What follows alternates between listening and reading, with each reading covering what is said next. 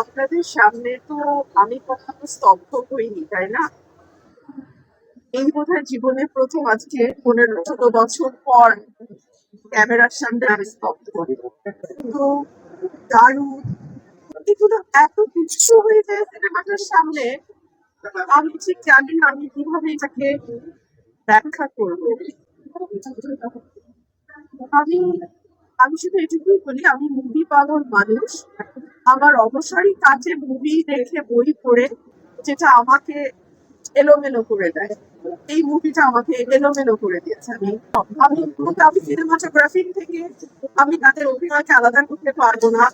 আমি শাহরুখের সাথে আমি তাকে আলাদা করতে পারি না। আমি শুধু বউয়ের সাথে আমি খুশিকে আলাদা করতে পারি না। ওরা মিলেমিশে একাকার হয়ে গেছে, এখানে আমি আলাদা করে কিছু বলতে পারবো না। আমার বাইরে ওরা আমার বাবা মা, আমার পরিবার, আমার নিজের জীবন, এবার কিছু আমি না মুভিটা দেখা তো সত্যি আর কিছু কঠিন প্রশ্নের জবাব দেওয়ার অবস্থায় নাই। Thank you.